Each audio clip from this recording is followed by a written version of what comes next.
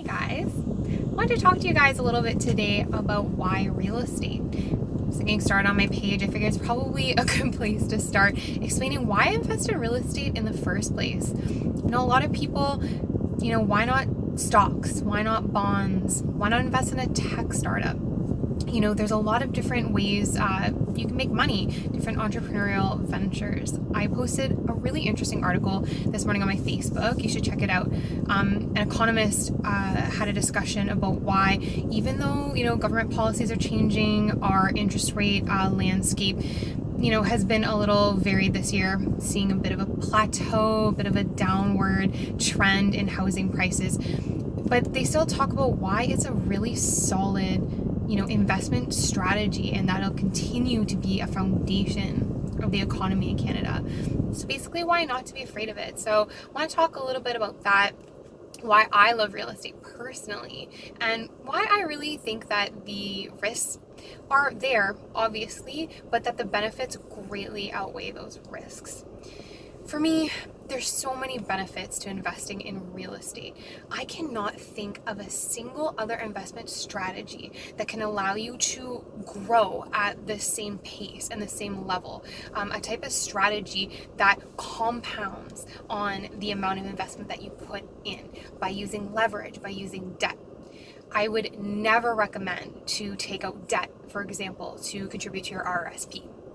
A lot of people take out RRSP loans. I won't get into that strategy, but if you think about it, it's terrible. You're not even making 2% at times per year in your RSP portfolio. So you're probably paying more in interest on your lending fees for the loan you took out than you're making on the interest on that investment. Yeah, it's a long-term strategy, but if I had my choice, I would easily definitely decide to own a investment real estate portfolio instead if I wanted to retire in that way. So, it's tangible asset based. You get into some hard times, you can sell. You may not recover all of your, equity or capital invested if the market tanks. But like the article says, and like all the other research that I have read shows, a tanking market in Canada just doesn't seem likely.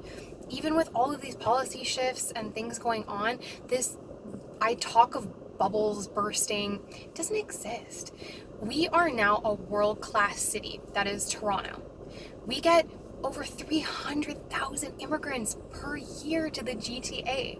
These people need places to live, and let's face it, as much as people have opinions about our level of immigration, they bring so much to our economy. They improve our economy and our workforce, and we need places to house them. The greater the population growth, the more builders need to start building homes, the more investment put into housing in general. It's actually a foundation of our economy. Now, yes, there is speculation that goes on. Taxes, lots of other factors that I won't get into in this video.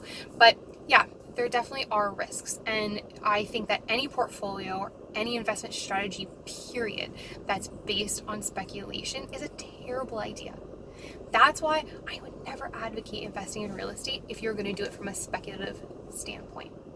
If you want to invest in an area with sound economic developmental factors, new LRT line being built, a new factory that's opened up, mass immigration or net migration of millennials to an area because they decided they wanted to commute rather than live in more densely populated areas.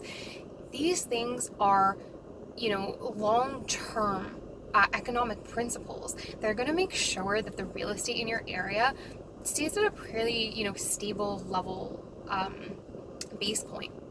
If, for example, you were buying a house because everyone was buying a house there and housing prices were going up and everyone's in a frenzy, to me, I'm sorry, my friends, that's speculation. Look at what happened in early 2017. People made a lot of horrible investment choices because the market was so hot and everyone thought the market's just going to keep going up, the market's just going to keep going up. And it didn't. All of those regulations came into play with the Ontario government as of summer of 2017, and then everything just kind of went for a spiral, again with the new mortgage rules in 2018. So people who bought in that hot market are struggling now. I've even read stories about people who bought new builds at that time, where now those builders are selling the same houses to date a year later for $100,000 less. So if you bought a new build in the heat of the market in 2017, you're probably crying a bit right now. So that's why real estate can be tricky, and you definitely need to know what you're doing. But that being said, look at the facts. You get to put down minimal investment, a down payment, 20% of the actual value of that investment. That's pretty awesome. You take out a mortgage, which I consider as good debt. And I'll do some videos later on about good versus bad debt. I call it good debt because not only is it secured by an asset, but it actually adds into your equity. So whether or not the property even appreciates, you pay down that mortgage every single year, and that gives you equity in that home that you actually own, your principal. If you ever decide to tenant it, refinance, do any of these more advanced, strategies that we do in our investment portfolios, not only can your tenants start to pay towards the equity and principal of your rentals, you can do a strategy that we call BRRR: buy, renovate, rent, refinance. You can then refinance the amount of improvement that you've put into a property. Get your 80% loan to value of the new ARV value and take that out as a loan for your next down payment. Now, this is called leveraging. It's not a beginner strategy, and you definitely need to talk to your mortgage brokers, your tax accountants, and some experienced investors before you follow this strategy. But it is a viable strategy, and I can't think of a single other type of investment where you can leverage the equity that you already had to earn and pay down anyway to continue to grow your portfolio and not even really put another dime of your own money into expanding your portfolio. It's really an incredible strategy. If you're smart too, you can set up HELOCs before, while you're getting your mortgage in place. So as you're gaining equity and likely appreciation, because we do live in the GTA, even with no capital improvements to that property, it's likely going to go up in value. And if you get a HELOC, you can start to access that equity without even refinancing. You're going to pay some debt costs, of course, but if you really want to rapidly grow your portfolio, again, you can bank on that equity. So there's a lot of really cool ways that you can use real estate as a tool to grow incredible wealth and own a lot of properties. I can't think of, again, another investment strategy that allows you to own tangible assets that you can continue to keep accessing the equity time and time again. It's how people like myself, millennial entrepreneurs who started with literally nothing, are now, amassing 7-figure net worth because we learned how to acquire properties at good prices, how to access our equity, and also how to pick the right properties that are going to appreciate and that are going to pay down our equity.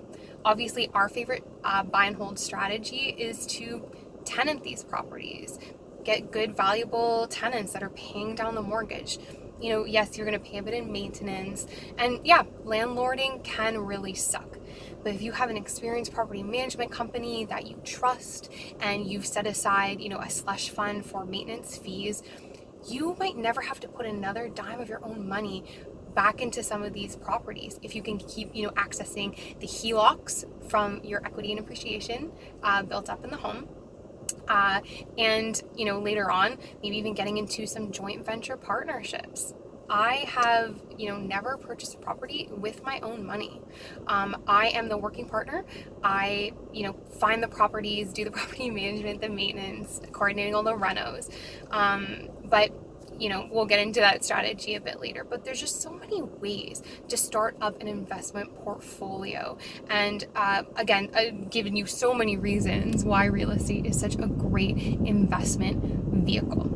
So anyway, I wanted to just give you guys a little bit of a briefing on how I got started, but also why real estate? Why are we here? Why does everyone want to own investment properties?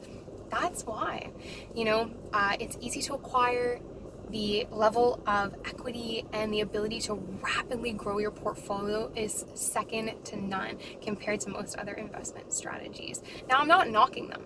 I invest in stocks and bonds too. I own, and have other income streams. It's all about diversification. You can't be, too focused on one thing or the other. That's definitely another thing we'll talk about later on.